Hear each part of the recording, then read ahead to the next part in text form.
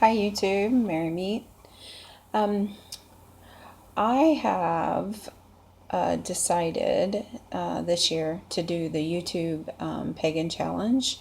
I thought it was really interesting, and it left, there were so many just ideas that you could come up with using the alphabet. So, of course, the first letter is A, and for me, I'm going to be talking about air, the element of air. So, first off, air is a masculine element, and the direction is associated with is the east and sunrise. Though in some traditions they associate it with different directions.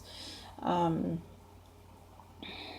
then first, I would like to tell you about the magical correspondences of the element of air.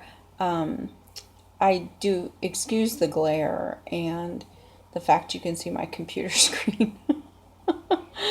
Oh, but that's kind of like where I have all my notes. So I've got the computer up while I'm filming on my camera. So if the quality's not too good, I apologize for that also. And I keep looking in the wrong direction for the camera. So, all right. So for the correspondences for the element of air, the color associations, the biggest one everyone uses, of course, is yellow. However, other colors, such as, I'm going to show you just some candles here. Of course, you've got the yellow, and that looks really bright on camera, but it's a pale yellow. And then some people use blue. This is a darker blue. Usually, when they substitute blue for air, it's usually a paler, almost a pastel blue. Also, they use white. We all know what white looks like. Or some use a gray candle, or a gray color. Because I mean, if you're working with the colors, then you could use a couple. You could use one for your candles, and then maybe your altar cloth's going to be a different color. It depends on how much you go into your rituals. I know as a Wiccan, most Wiccans go kind of full out. That's just how we are. So, anyway, getting back to the associations or correspondences, the stones that are usually associated with air. Some people will associate this little blue stone. It's very pretty. It's called angelite. It has a lot to do with communication. So that's one of the reasons. Okay, and the most popular is citrine. Actually, that's what I use on my altar, around my where the air element is represented. Again, communication.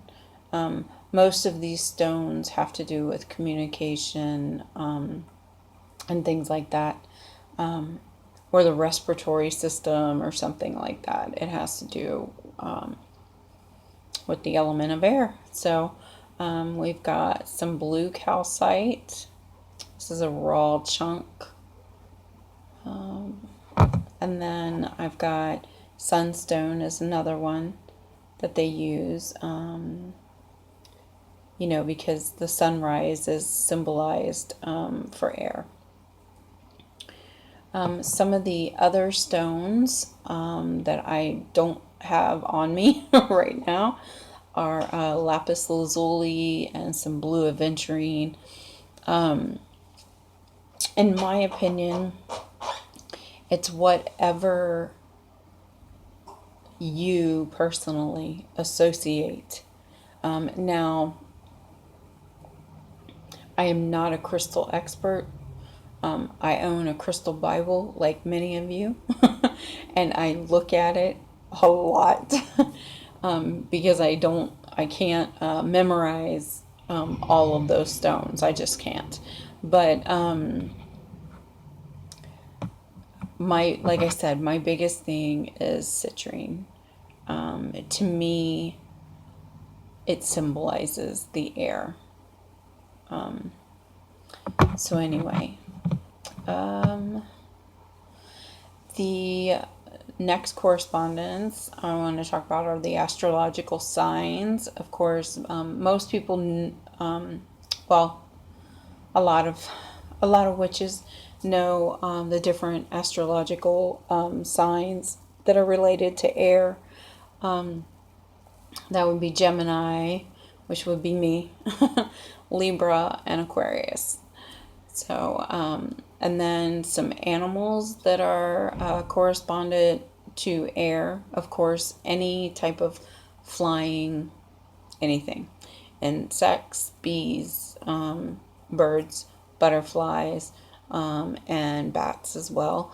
And then we've got trees and herbs and plants. You've got the birch, cedar, lemongrass, pungent flowers like roses and violets, any strong smelling flowers, and then also leaves. Leaves are also associated with air. Some of the ritual tools that are associated with air are feathers, fans like hand fans. Well, I guess you could say a regular fan is too, or a box fan, but that'd be kind of difficult to fit on your altar. Anyway, incense, smoke, wands. I'm trying to think. Wands.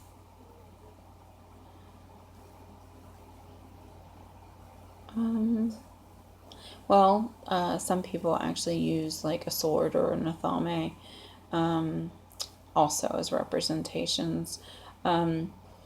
Now, this leads me into purifying with air. So,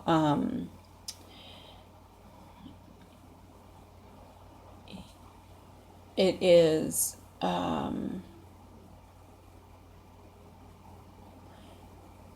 sorry, my mind has gone blank. When you purify with air, whatever it is that you're consecrating or purifying or, getting any bad juju out of, you could take a feather and you could even use that as a fan, I guess, and fan the air around the object. You could also, of course, take your incense, the smoke, and fan it towards whatever it is. One of the most common ways, of course, is to use your smudge and just circle whatever object you're clearing. A lot of witches take, if they're doing a glass or something that's cylindrical or round, what have you, and they'll smoke it on the outside and then smoke it inside the glass so that you get the whole thing purified. I'm trying to think or what have you. Again, you would use it similar how I said with the feather, and you're just gonna go around it. And what you're doing is you're circulating the air so that it gets into all the nooks and crannies, so to speak. Sometimes I don't have the correct phrasing, and I hope I'm explaining it enough that you know what I'm talking about. Air. It's used in all divination. This is where, you know, your questions and thoughts are carried. In tarot, there's certain cards that some define as associated with air. Now, there's always been a sort of controversy between if it's swords or wands. So I'm going to show you a couple of the cards, sorry, out of, this is from my Mystic Dreamer Tarot deck. And if you haven't seen that, here's the backs of the deck. And then here is, I've got the Three of Swords, which I think is a kind of cool card. I'm sorry about the glare.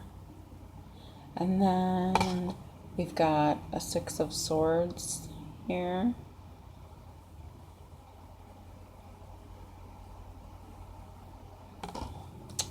And then, of course, the wands. So usually it's the swords or the wands. Honestly, for me, I usually I usually say the wands are associated with air, but I'm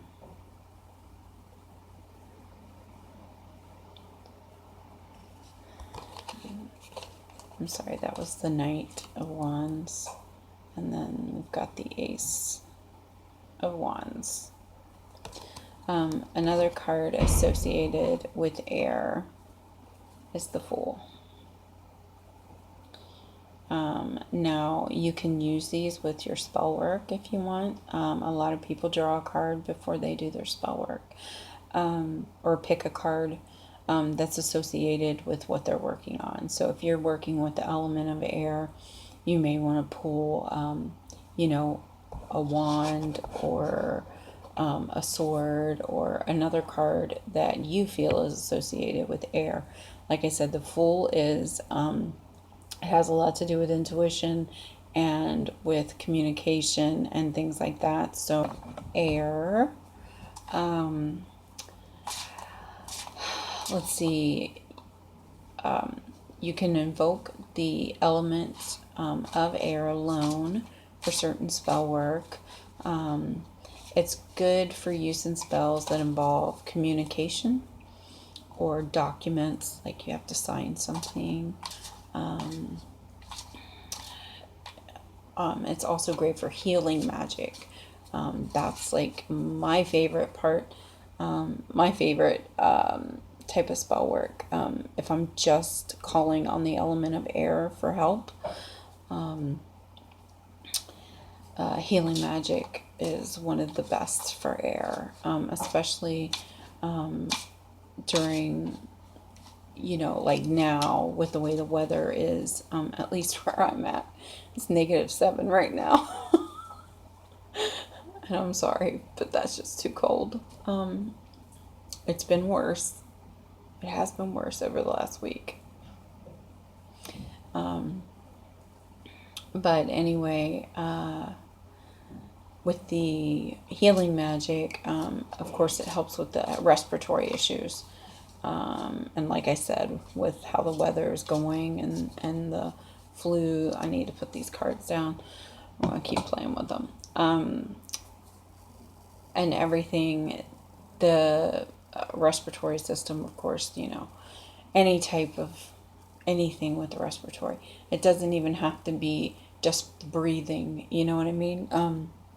Or just a chest cold or something like that.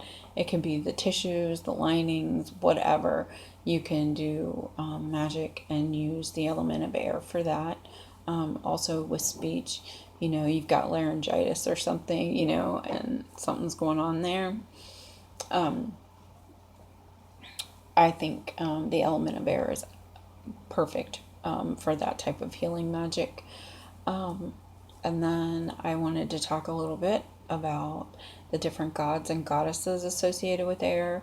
Now, I'm not going to go into detail on the gods and goddesses because honestly, I haven't decided if I'm going to use them in some of the other alphabet choices. So, anyway, we've got, of course, all the pantheons have different gods or goddesses to represent the elements of air, or winds or breezes or whatever they want to call them. So in the Celtic tradition, we've got Borum. He's a god, and then we've got the goddess Arianrod, which I think most people know who she is. And then we've got the Roman goddess Cardia.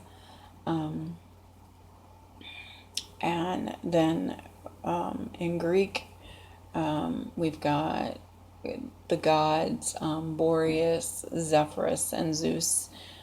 That's just to name a few. Greek actually has a lot of gods for air. They've got it for the winds from each direction, north, south, east, west, southwest, southeast, northeast, north. They've got a list. Okay, so maybe that's some research you can do on your own. I didn't want the video to be too long, and I'm already at almost 18 minutes right now. So, again, that was my YouTube Pagan challenge for the letter A. I hope you enjoyed it, and as always, blessed be.